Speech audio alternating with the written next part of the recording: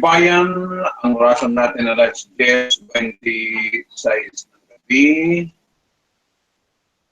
Mayo, Hunyo, 14, 2026. Dito naman tayo sa programa ng Halo-Halo Special Opinions, balita di ba pa? Partner ng Absdamahan'Slive-Stream News Tv, ay warning po sa inyo sa ating mga taga-social media. Basahin natin itong balita ito mga kaibigan. No? Saan na yun? Saan napunta ang guide ito na ito? Basahin natin ang balita ito. Lalahanin natin ay martial law po ngayon po mga kaibigan. Itong warning po galing po sa Armed Forces sa person po ng Armed Forces of the Philippines. Sinabi si General Restituto Padilla po mga kaibigan. No? Mga suki, mga kasama sa social media. So, basahin ko sa inyo para malalaman nyo itong bagong warning po ng Armed Forces of the Philippines tungkol po dito sa mga social media grupo natin. Nalala natin ang alalan po ng Pangulo. Tayo ay mga taga-social media hindi makatulog po mga kaibigan. Pagtulog natin sa ating nakaupo ngayon, President itong si President Rodrigo Duterte. Napakalakas ang hatak po ng social media ng mga panahon na yun. So, ngayon ay mag-ingat kayo. Ito ay mismo galing po sa ating datang lakas ng Pilipinas military to go after people behind social media accounts back in Mote. Kung meron kayong mga comment, ito may pabor sa Mote, baka matakyas po ninyo ang baka matakyas po ang accounts niyo sa social media. So, ito po.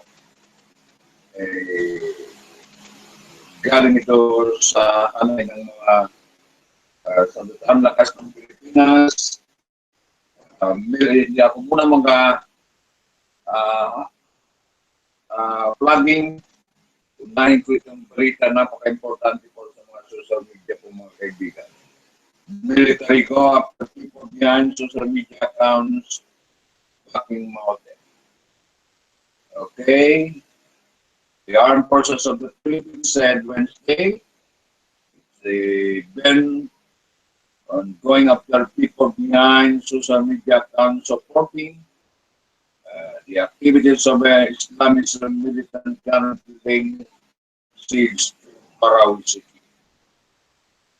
Armed Forces of the Philippines spokesperson, Brigadier General Restituto Jr., said the social media giant has granted the government request to take down some accounts found to be promoting atrocities being committed by the Mote Group and local and foreign cohort in Marawi City. Padilla refused to give more details about the accounts being targeted by the government, only saying that they were fomenting disinformation, discord, and violence. As soon as determination has been made that these accounts are actually being used, as I said, it is brought down immediately. Padilla said in a news conference. Padilla, however, said the more important things to pin down the people behind these accounts. our cyber fox, cyber fox, because we will make room for that said. At least 70 social media accounts being monitored by the government for the DSM, adding at least 10 of these have been taken down upon the government's request.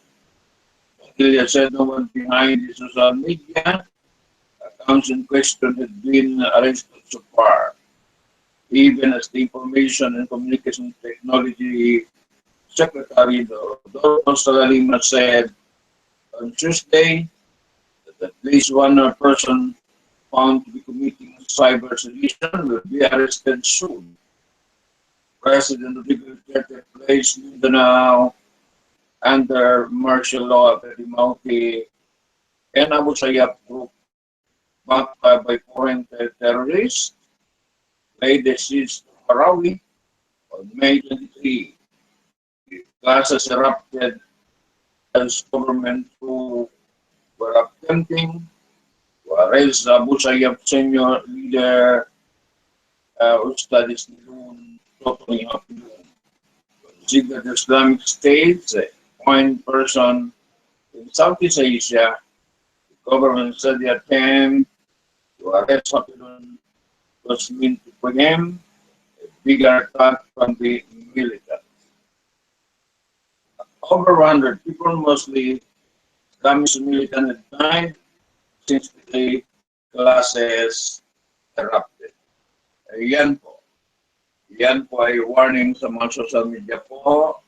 Ay medyo mag-ingat kayo sa mga pag-post nyo.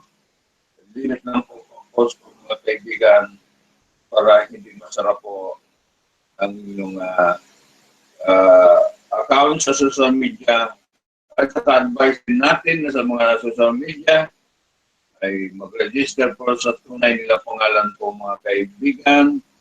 Huwag po ay ilagay yung hindi mga pseudonym, hindi totoo pangalan. Dapat po ay pangalagaan po ang inyong accounts. Basta-basta may limitation din po kasi ang social media po mga kaibigan. Mga suki, mga hanap buhay natin ito. Ako talaga itong may hanap buhay ko po itong social media sa matagal ng panahon po mga kaibigan. So, kung wala ito na, wala nang hanap buhay, wala nang kabuhayan po mga kaibigan sa pang-araw-araw, pang-araw pang-gabi. Ito na po ang trabaho natin sa social media. Mag-vlogging na tayo. No?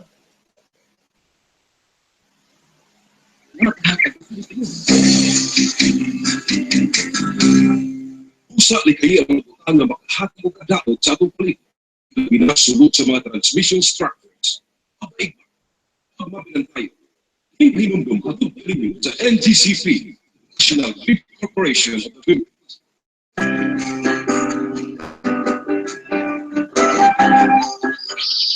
Ay, pre, asa ka ito?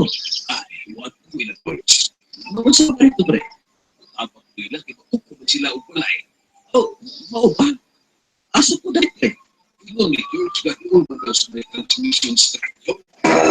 Usa? Oh, kung mo ko nimo. Hindi, nato ko. Ang kabaluan sila, magiging ayaw ang mga tungod pautang sa dekado ng elektrikong. Dahil sa doon sa transmission structures. Overnight. Nada, di naman. Ikaw magpuglan sila. Usa ligay ang butang na makahatag og kadaot sa atong paligid. Labi na sulod sa mga transmission structures. Papaig ba? Pagmabilang tayo ay kinilang alang usab sa atong kaayuhan.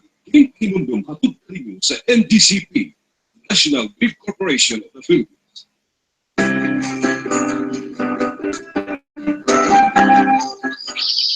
Ay, pre, asa ka ito? Ay, what ko ilang points. Mawag sa mga ito, pre. Tapos nila, ipatukod sila o palay. Oh, Pre, ikaw ni Coach Garoon magaw sa may transmission structure. Usa. O kaya magkikot mo. Dili, ato ko. Ang kabalon sila, ayaw na buhatin. Kung tibautan sa delikado ng kinabuhi. Palay sa doon sa transmission structures. Over there, pre. Di na makalaki ang makumpla sila. Usa ni kayo ang mga butang na makahatag o kataot sa atong palit. Labi na sunod sa mga transmission structures. Papaigma, pagmabilang tayo, hinumdum katod ka din sa NGCP, National Grid Corporation of the Philippines.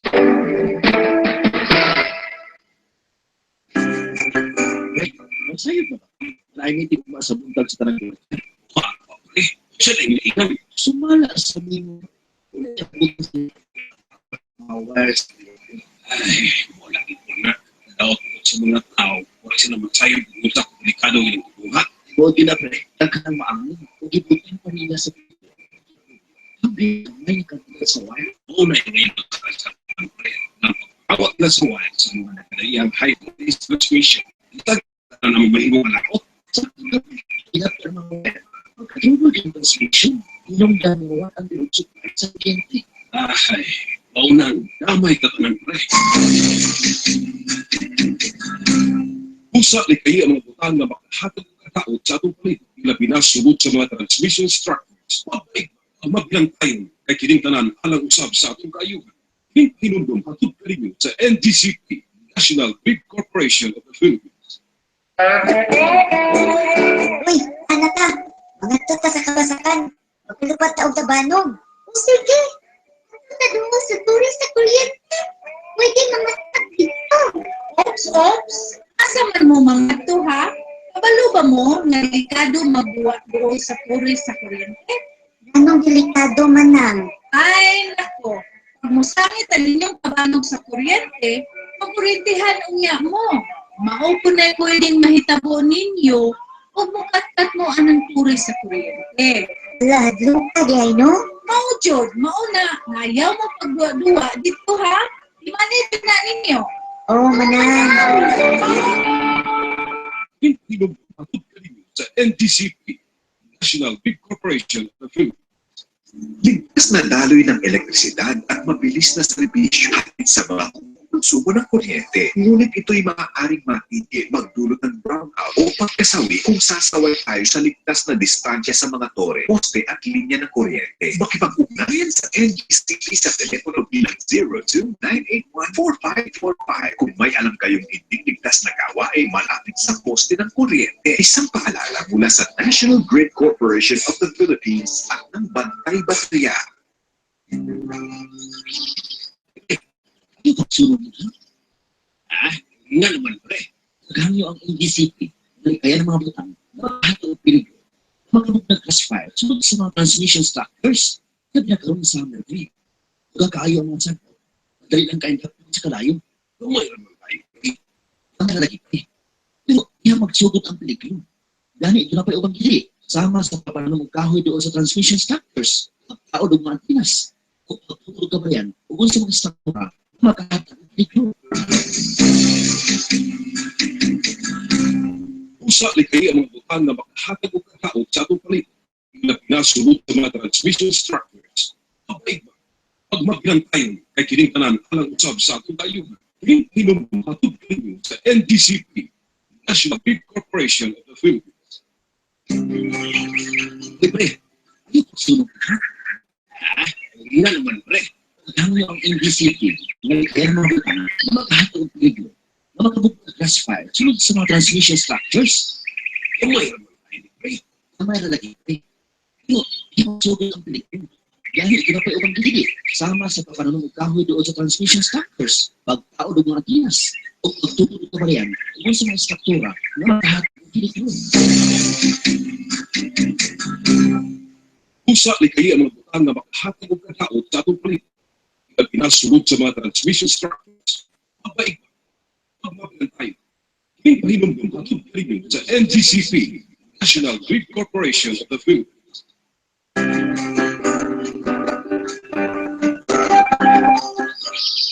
Oy, pre, asa ka ato? Ay, what to me the church? Bakit sa mga rin, pre? nila, ipatutog sila o walay. Oh, mao ba? Asa po dapit pre? Ingon ni Tulog na doon magaw sa may transmission structure. Usa?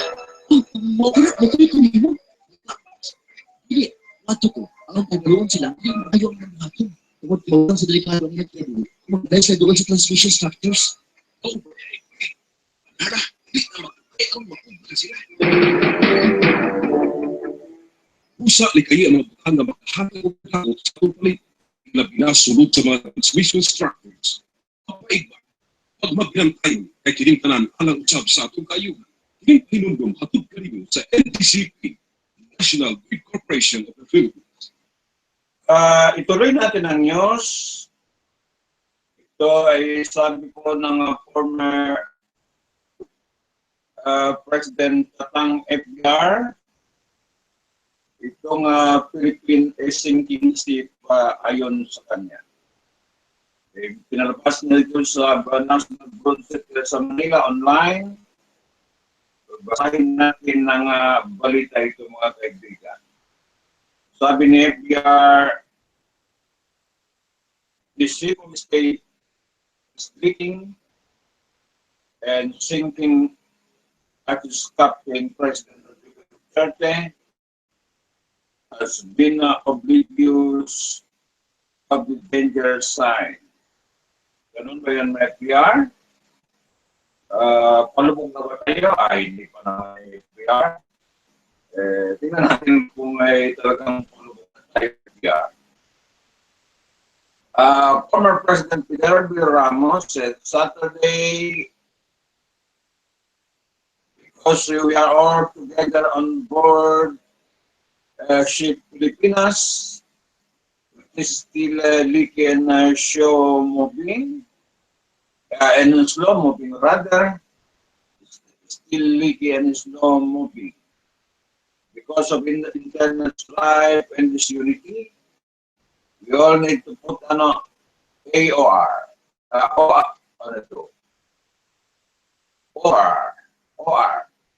or plug leak instead of adding more holes. Ramos said. Kailangan tapalan pala ito FDR, no? So maraming talagang problema pinaharap itong ating presidente po, itong si President Rodrigo Duterte.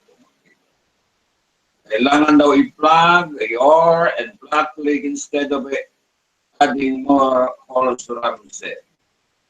Duterte said, he said, let's continue keeping our ship willingly headlong, oblivious of danger sign, without addressing the strategic imperative of public safety, community harmony, and national development. Ito po ang komentaryo ng former President itong si FBR. Tapos palubog na pala itong barko natin, no?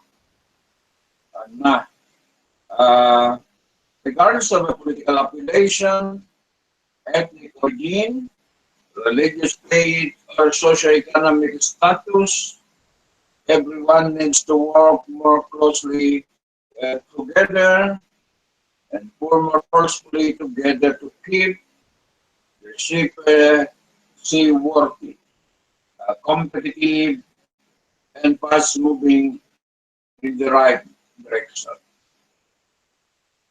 Anong dapat gawin na FBR? Yung changing policy direction ba? O ipapatuloy ang radical reform mga FBR? Yan ang advice mo kung ano nga dapat gawin.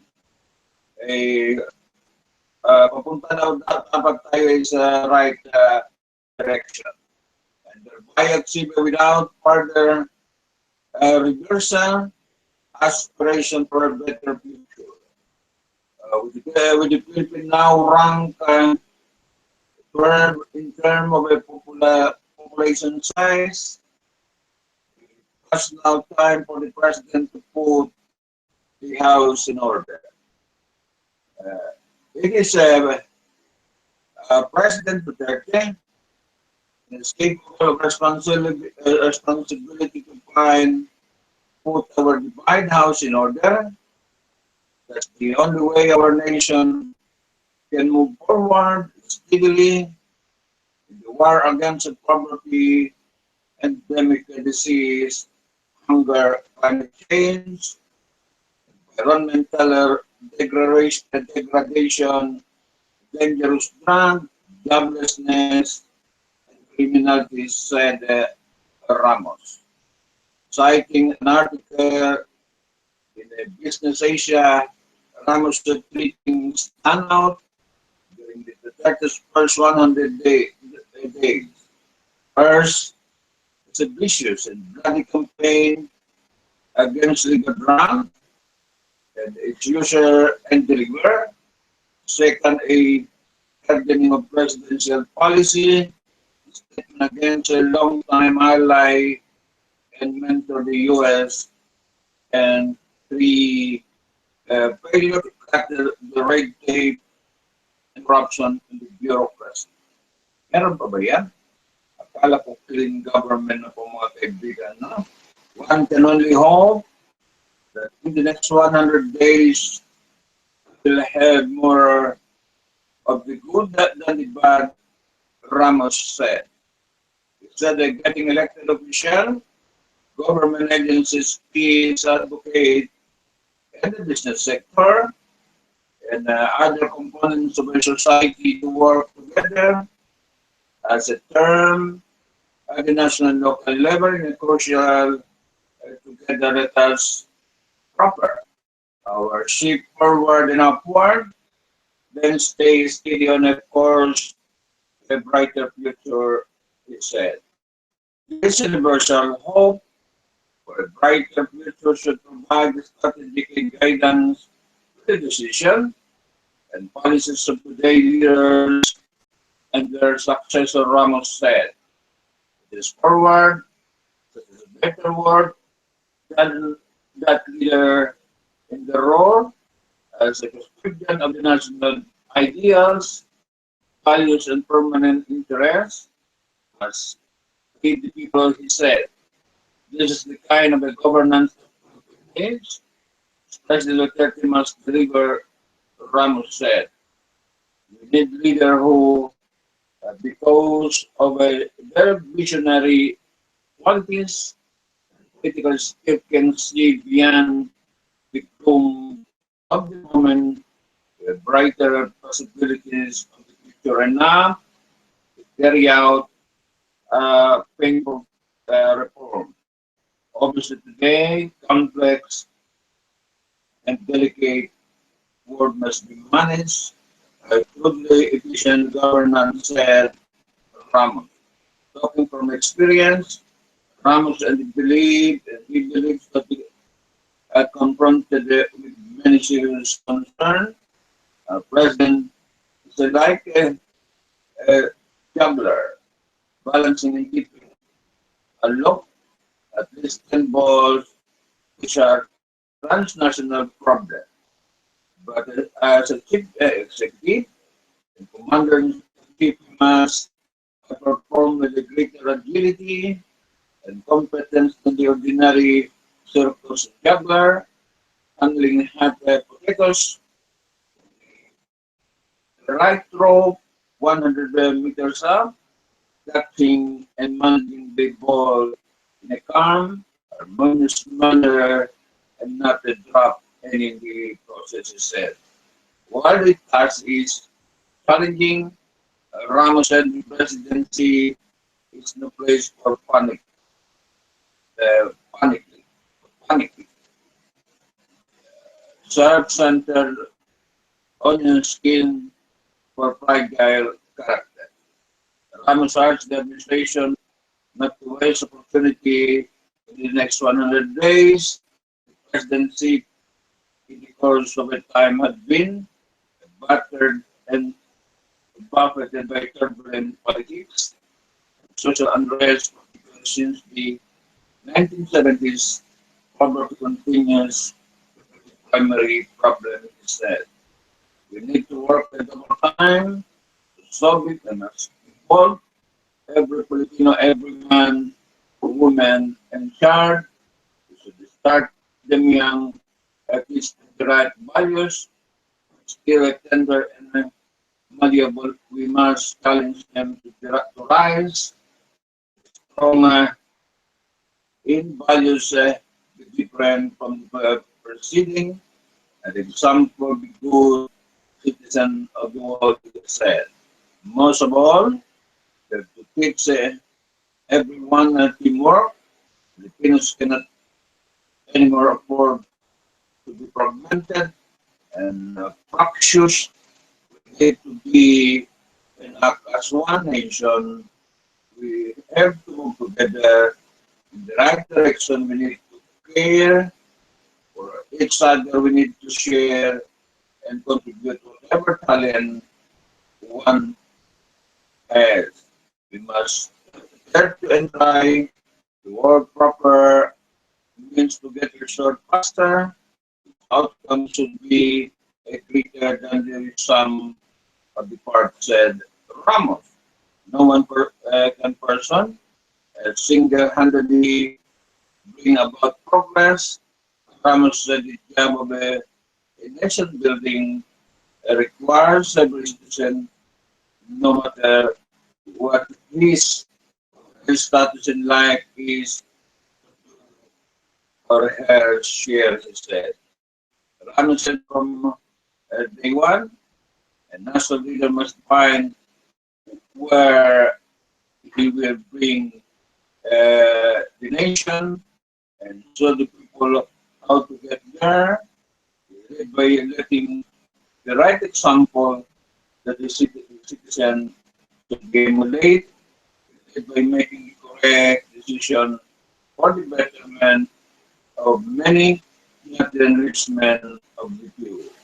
The bottom line is, Ramos said, that they cannot do it alone, and neither can the government do it alone.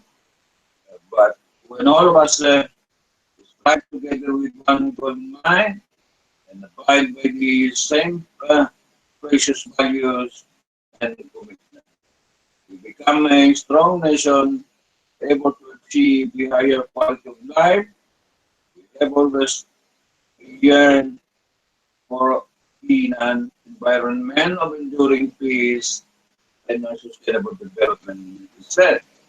Ramos 88, whom Duterte credit for getting him elected, has spoken out against some of the president's policies in the last week, said the government was losing badly after Duterte's first 100 days because the administration gave priority to the war on drugs, at the expense of elevating property, bringing down the cost of living, attracting foreign investment, and generating jobs.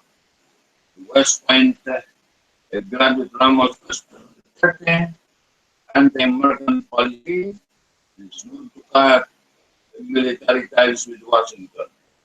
Although he was named the third special envoy to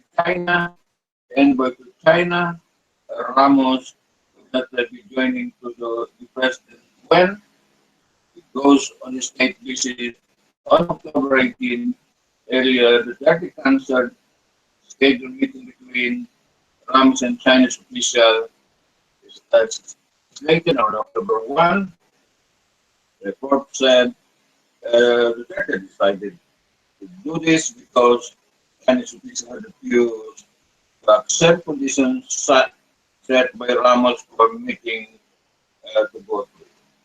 Ayan po ang komentaryo ni former President FDR po, mga kaibigan, kay President Rodrigo Duterte. Ano ito? Itong create a sinking ship FDR. Hindi naman sa akin, hindi naman pa, pero tinamaan lang ng malaking halo ng barko ni President Rodrigo Duterte po sa kasalukuyan. Tinamaan lang ng malakas na alon, malaking alon, medyo tumagilid ng konti, ang timoner at saka itong team captain ng barko na ito ay kaya pabawiin po FBR. Kaya sabi ko nilang umaga, itong radical reform medyo bawas-bawasan itong radical reform, medyo mayroon po delikado. Nakatutok po itong mga nainggit sa atin po mga kaibigan. Nakatutok yung mga nainggit sa atin, nakapaligid sa atin, napakasalimot, napakadelikado, kung masyado radical ang reforma po pinatupad ng ating Pangulo. Bawas-bawasan, ang pagka-radical, itong ating Pangulo. Advice din natin FBR na dapat ito ay medyo moderate, hinay-hinay, pero sustainable, mga approach sa kapayapaan by peaceful isang approach po FBR. Yung analysis mo ay medyo tumayan sa kasalukuyan, pero hindi pa naman tayo ay lumubog. Pero kung ay patuloy yan ay FBR, ay lulubog tayo talaga ng lulubog. So, talagang hindi maiwasan po yan, mga kaibigan. Kaya, hinanap ko talaga ito na sunod na FBR patungkol po dito sa FBX, Philippine Meaning, is a sinking ship po, mga kaibigan. No? It's okay, mga katoto po, mga kaibigan.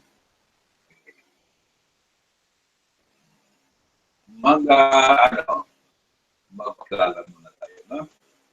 Yan po ang 88 years old. Kaya pa nang sumulat po ito po itong si FBR. Former President natin po itong si FBR.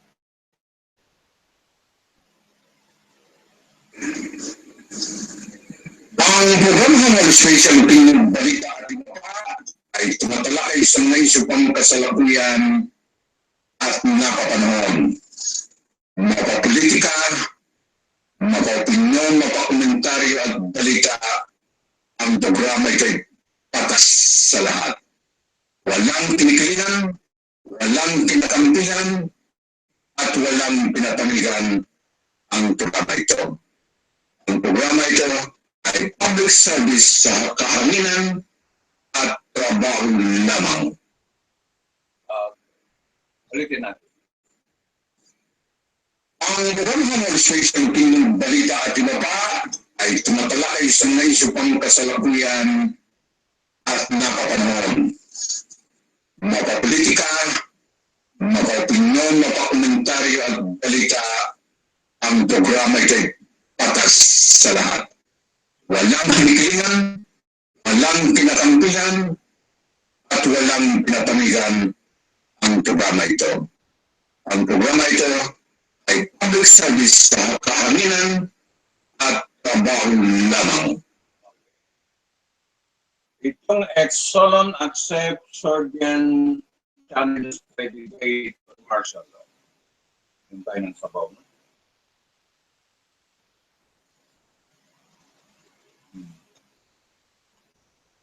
Okay. Exolon accept Surgeon challenge to debate on martial law. Manila Bayan Muna Chair Nery Colmenares, they accepted the Solicitor General Secretary's challenge and 1101. Challenge to debate on the President Rodrigo Duterte Martial Declaration in Mindanao. to Solicitor General Calida,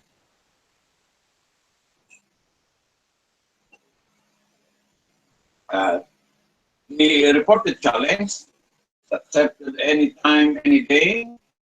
Sergeant can even choose the place where to debate the issue, and we are not afraid.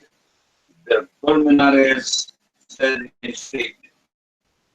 Early challenging Colmenares, the debate when the latter questioned the president a reason for declaring martial law in Mindanao. Amid the ongoing conflict, Morao City Duterte declared martial law in Mindanao on May 23. Firefights erupted between the government troop and the inspired Islamic State linked Mountain Abu Sayyaf group. Gunfight broke out as the state forces September Reyes Abu Sayyaf leader known the anointed IS leader in Southeast Asia. Justifying his declaration, Congress Duterte said the extremists known to have planned the attack the day before the firefight were planned to establish an Islamic State province in Mindanao. Separate position against Duterte's martial law, a declaration filed by the opposition lawmaker, the leftist leader, and 4 women from Morao City are pending before the Supreme Court kaibigan. Combinasi former lawmaker also scored Calidas of foreign inclusion of incitement involving a communist rebel in its consolidated command filed before the High Court pending Duterte need to declare martial law. In an annexed attacks, state command Calidas cited atrocities before the Marawi crisis among the incident involving the New People's Army and NPA. Culminary authorities after two invented after they found it difficult to justify martial law to the Mindanao. It is the sergeant now saying that the NPA was actually one of the reasons for the position of martial law when there was no previous mention at all of their involvement. The Marawi attacks President Rodrigo Duterte, even as the NPA and MILF Moro Islamic Liberation Front to help him destroying the multi-group said. Culminary sudden, the government rests intention, insertion of the communists as a reason for justifying martial law that affect peace negotiation. The NPA, MLF, or even the PIFF, Bangsamoro Islamic Freedom Fighter, were never mentioned in the Proclamation 2016 martial law declaration is only centered in the event in Marawi. The recent insertion is nothing more than a glass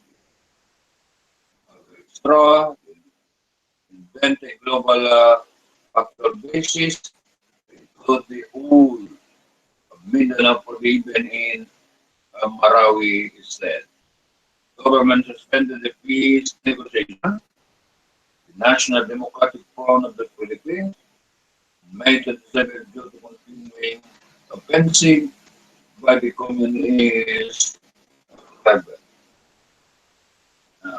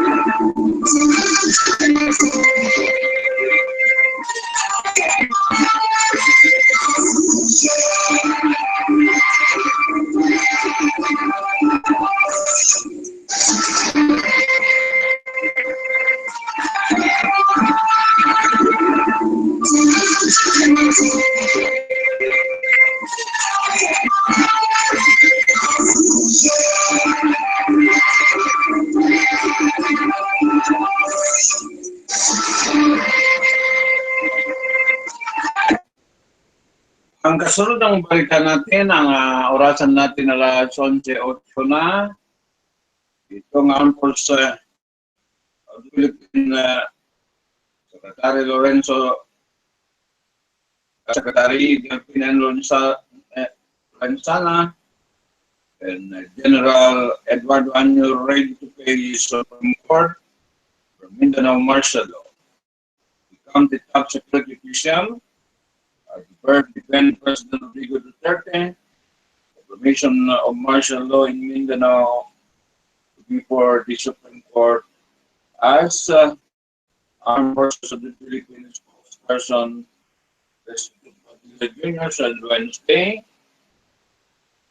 Chief Justice Maria Lourdes Serrano on Wednesday ordered the Defense Secretary Delphine Lonsana and Armed Forces Chief of Staff General Eduardo Anyo, administrator and implementer of the martial law respectively, participate in the ongoing oral argument on the martial law,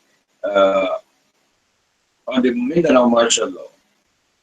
Padilla was confident the two security officials answered the magistrate interpretation regarding Duterte's Proclamation 2016, which is being sought to be nullified by the petitioner. The military official said the current administration is willing to cooperate with the High Court in the oral argument. Support for whatever process is currently ongoing and we could need to resource person elsewhere, including the Supreme Court. We will with the government, I think, in all one in this, that whatever is required, we will provide what it is said. Chief of the Staff Anyo himself and the Secretary of National Defense Delphine and Lonsana themselves will be there and talk about whatever is the justice want to qualify, he added. On May 23, Detective Price Mindanao under 60 days martial rule after a member of the multi-crew several public and private facilities in Marawi City, capital of Mindanao, Jersey. Orasan natin ay alas 11:11 na po, mga kaibigan.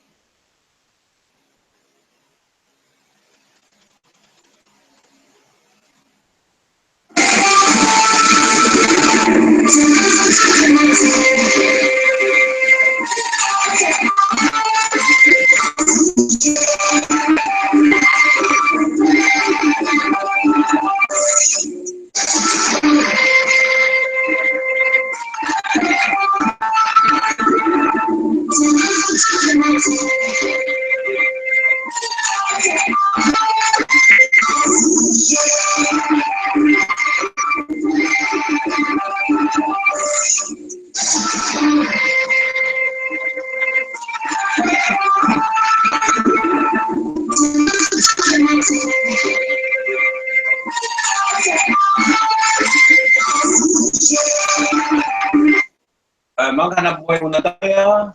Tignan natin kung ano ang hanap buhay ko, mga kaibigan.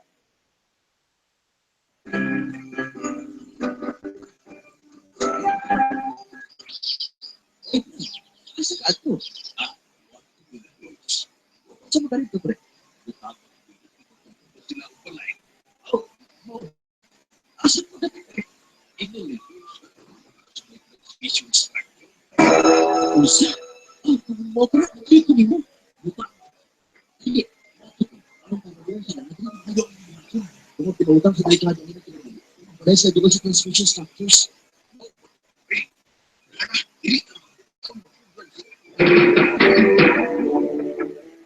Usa ni kayo ang mga butang na makahatid ng kagaot sa atong palit. Ilabi na sunod sa mga transmission structures. Kapag mapilang tayo, hinumdum pagkikaling sa NGCP, National Grid Corporation of the Philippines.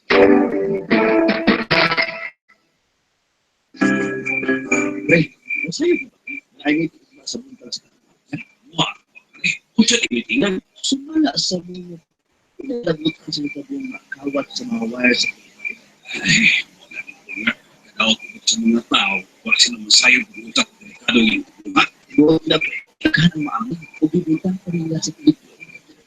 Hanggang sa kamay pagkat sa wire. Mauna yan masaya sa tao. Kawat nila sa buhay sa mga nagkakalian high voltage transmission. Hindi kagaya kung ano naman malibong laot.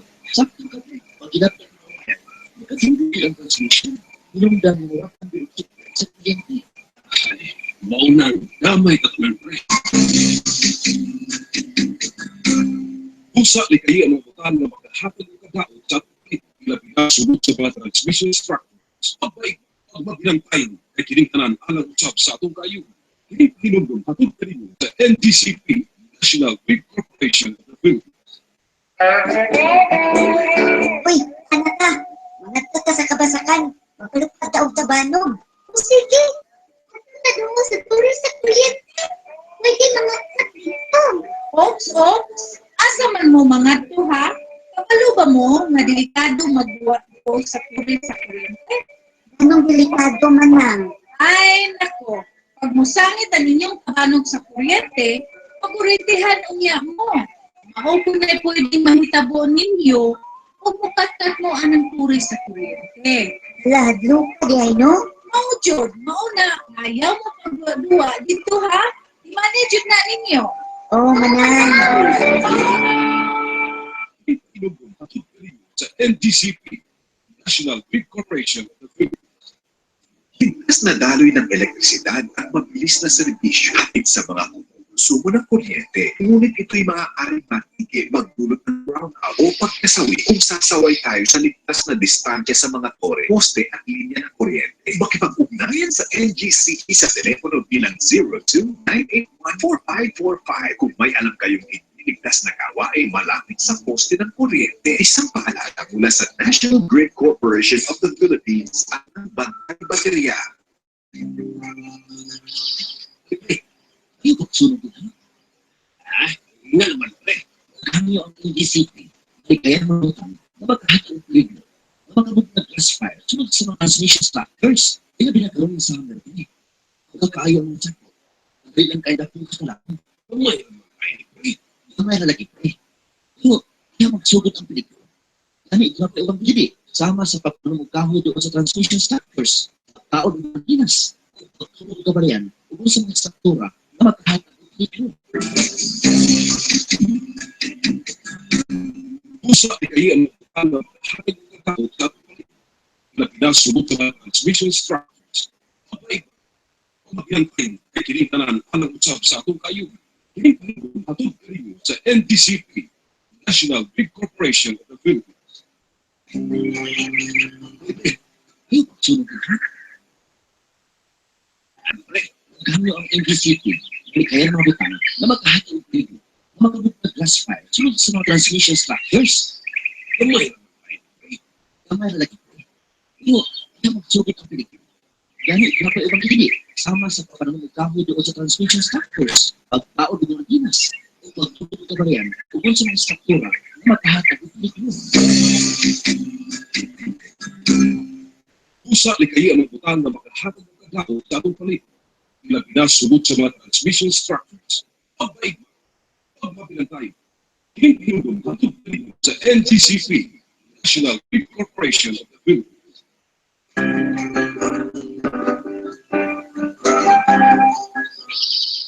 Ay pre, ay sa kato. Works. Magkong sa mga ito pre. Butapang nila kung magtutunog sila o palay. Oh, mau ba? Asa ko na pre?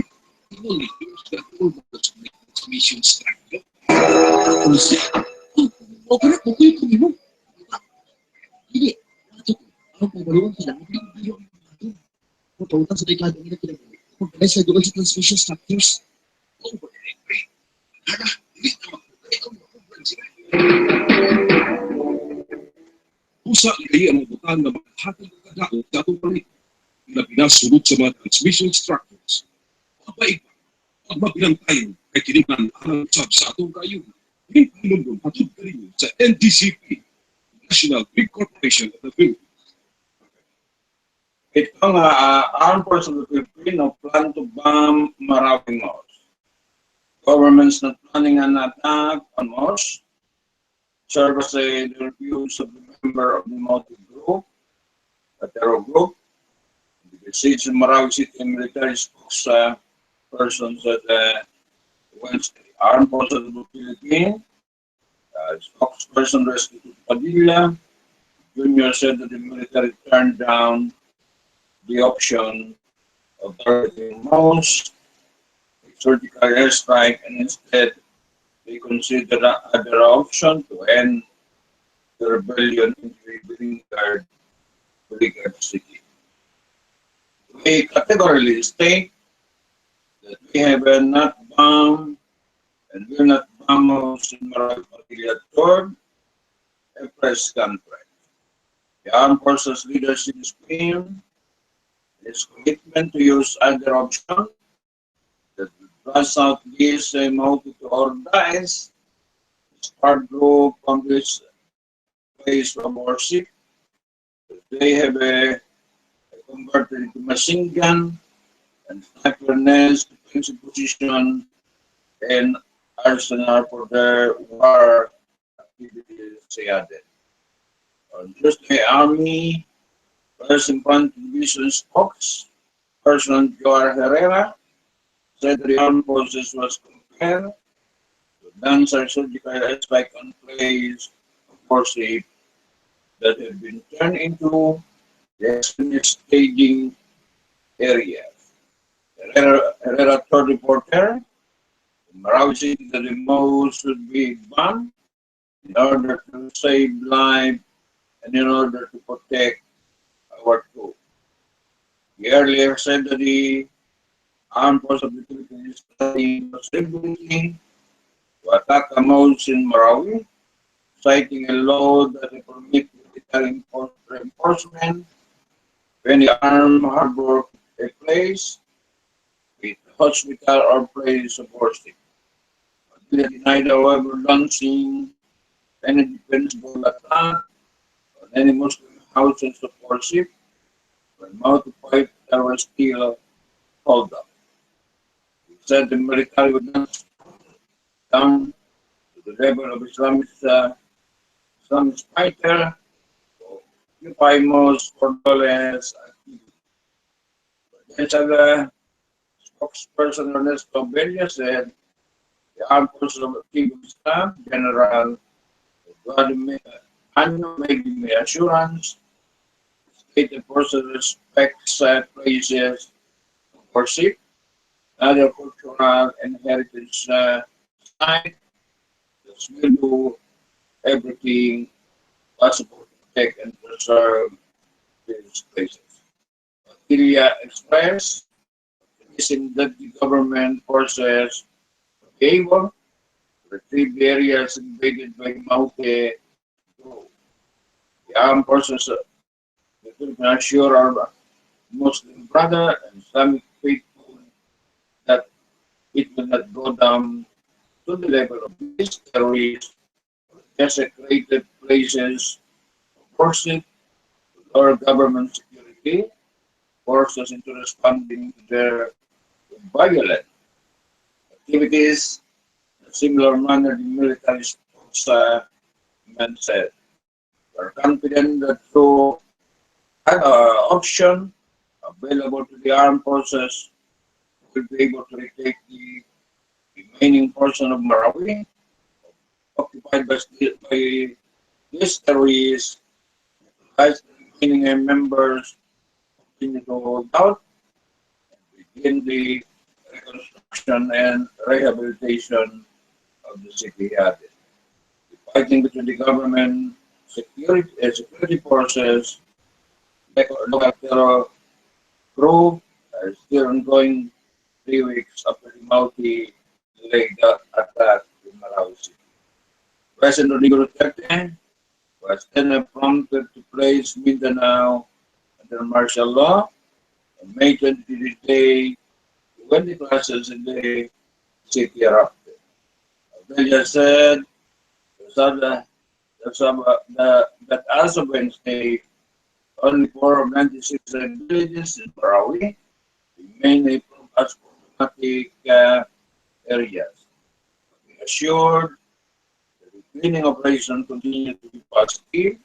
The road continued to be gaining important foothold to the inner areas of terrorists, and the areas resistance continued to dwindle, and enemy herd areas are getting smaller as advance of areas. Area.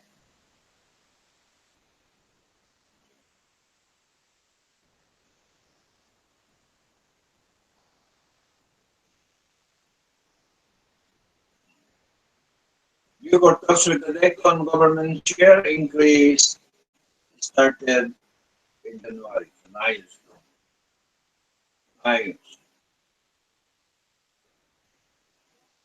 Oras natin 11:24 na malapit ng program natin. Bureau of with the Decon government share increase started in January. Bureau of Correction Bureau Chief Benjamin de los Santos said that his agencies, Boom Agricultural Development Company Incorporated,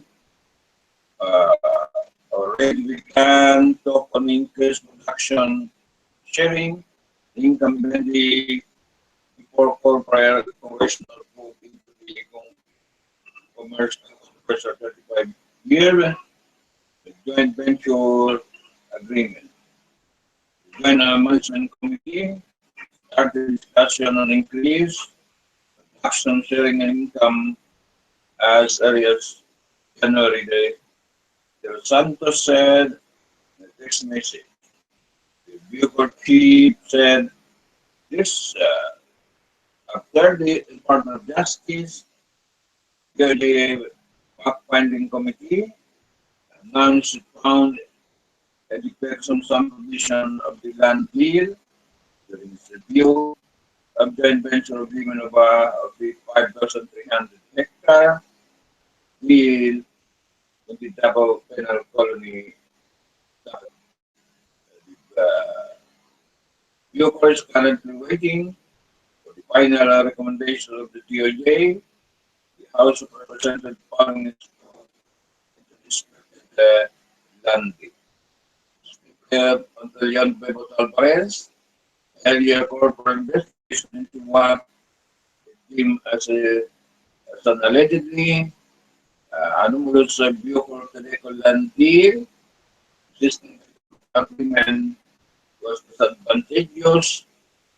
Government among Alvarez's claim is not annual payment for both lease and profit sharing around in a fraction of the prevailing market rate. Based on the joint venture agreement, that they could pay the government 26,542 million.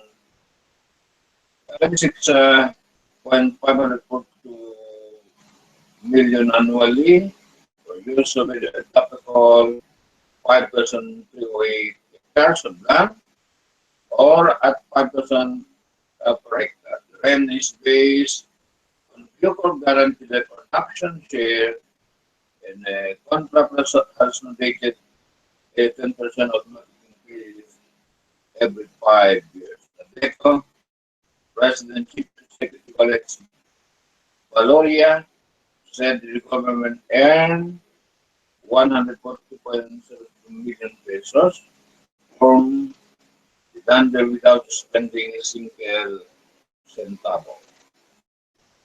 The amount represented 45% share of the income. Valoria said that the DECO is owned by the family of the North Representative Antonio Ruendo Jr.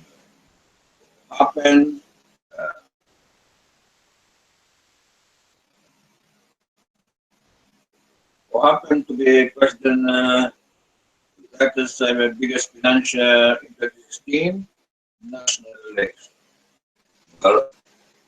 Valoria said that they provided But as provided by the joint venture agreement, they said the government 430.179 million in taxes and fees in 2016. The added to the team also shared out 2.8 billion in wages. Benefit and increase by 12,000 employees. 1,000 of them are inmates.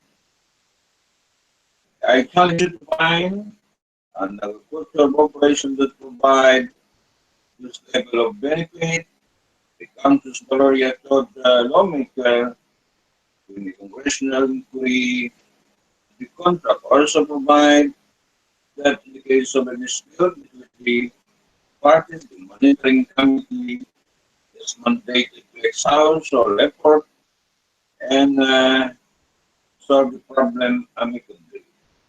Joint venture agreement also barred from parties from instituting legal action without going first to the monitoring committee. De Los Santos said even that the joint venture agreement is struck down, Bucor will have to take over the plantation, secure it, premises. However, that the Bucor chief admitted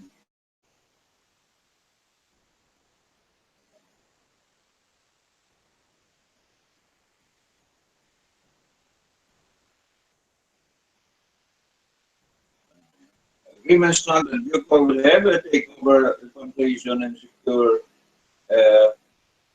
premises.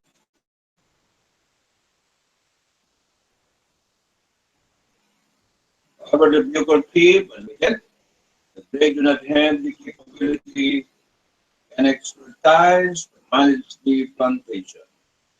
The agreement dates back to the Marcos administration. The first joint venture agreement was signed in July 1969 and consolidated into a first 25 years contract in September 1979. A year before its expiry, contract was renewed on May 1, 2003 between Porrendo Padre Antonio Porrendo Sr. and then Bucor Chief Ramon Liwa. Ayan po, balita po.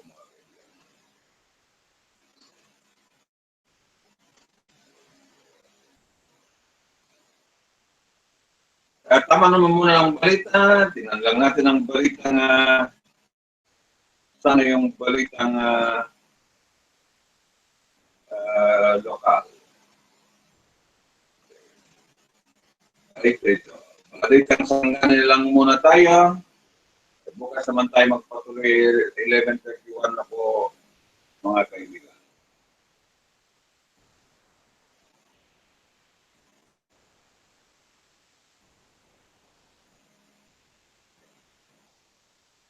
Ito nga balitang Sarangani, Provincial Sports Clinic sa Sarangani. Gitambungan sa ikalibre nga mga training instructor puno sa pagmaya, ang mga atleta ng Sarangani human nag-puson ang pagpaygayon o dua kaadlaw sa Sarangani Sports sulod mismo sa dakong hawan sa Kiamba Sport Complex. Siguni Board Member Martinez, Provincial Sport Coordinator Lipay ang mga kapatan, bisan pa ang mga coaches ay ang ilang bagong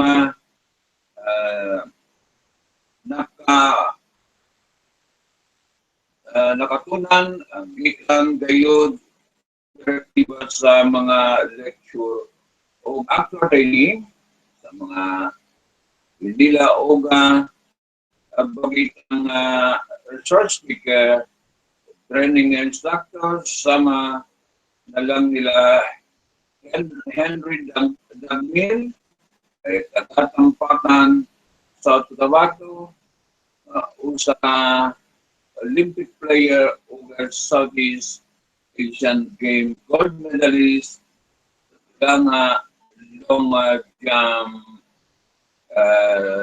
Silvano, Morales, world champion sa Arnis, attorney Jolly Gomez ang kanhing commissioner sa Philippine Sports Commission o karon presidente ng Little Liga Baseball Philippines, Emil Abiso Vilado, mga lokal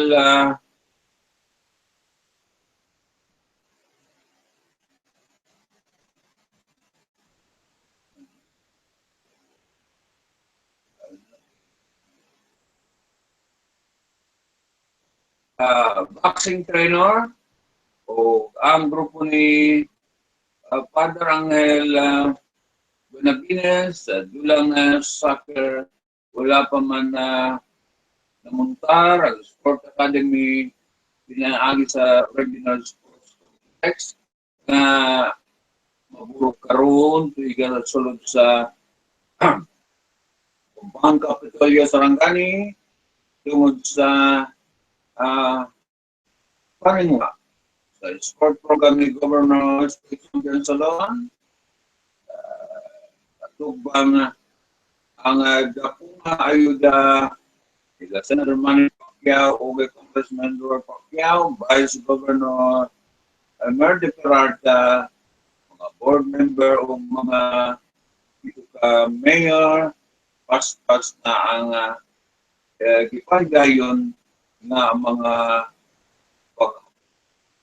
bansay sa mga atleta sa panguna sa Joint Forces, Sergio Sarangani Uga, Jeffet Sarangani, pinagi sa Provincial Sport Committee ug sa Sarangani Physical Education Sport Association mismo si Attorney Gomez, may sport consultant ikalum sa ilalong sa buhatan ni Governor Solon ang nag-rekomenda nga tutukan dapat kining lima ka mga dula, arnis, athletics, boxing, soccer o football, tungod kay mao kining mga dula matud pa ang dakong itala sa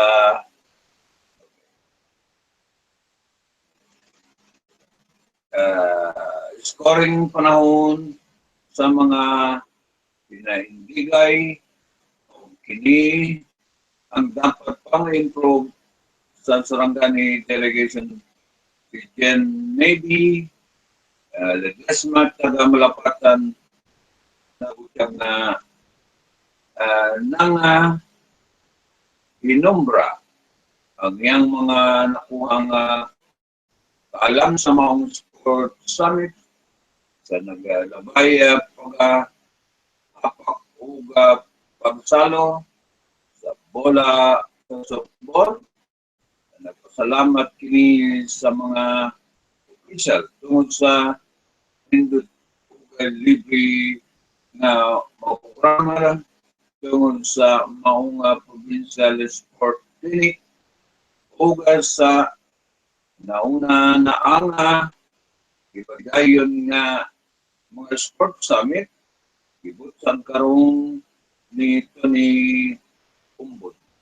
Technical staff sa Provincial Sport Committee nga ay nakaandam sa ang team Sarangani sa pagsabak sa mga dula ilabi na matud pa sa mabutay na Batang Pinoy Philippine Youth Game ayon sa balita sa Sarangani lokal. Kay galing po sa Sarangani Provincial Office sa pumuno po ni Alan Balikura po ng mga katabi niya ay manunulat dyan po. Maraming salamat patuloy na pagkatid po ng balita magmula po. Okay.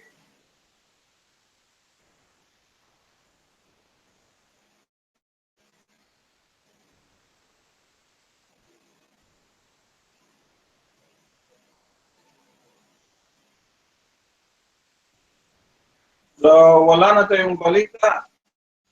Bukas naman ng umaga, balitang local hangin na tayo mga kaibigan. Menos sa Facebook tayo ngayon ay medyo mahigpit ang Facebook at sa kasutuyan. Ang balitang hangin lokal, so 79 Fahrenheit, light rain shower kanina umulan-ulan, no? Wind like 79 Fahrenheit, 79 Fahrenheit, maximum of 86, sunrise at humidity 89, precipitation 2.5, millimeter pressure 2994, visibility 10 kilometer, sunrise 5 to 7 a.m., sunset 6:08 p.m., precipitation 50%, 2.77 po mga kaibigan. One. Wind chill 84 Fahrenheit, moonrise 9:54 p.m., moonset 9:51 a.m. Humidity 89% po mga kaibigan. Precipitation nabasa ko na mga kaibigan. Sunrise sa so, ang oras na natin 11:40, makalas 12 na oras naman ng tula. So, ang kawan ng balita sa gabi ito, dito sa Absdamahan sa program, Harbor Special Opinion Balita, di ba pa? Part ng Absdamahan''Slive-Stream News Tv. Bukas naman tayo magbalita ng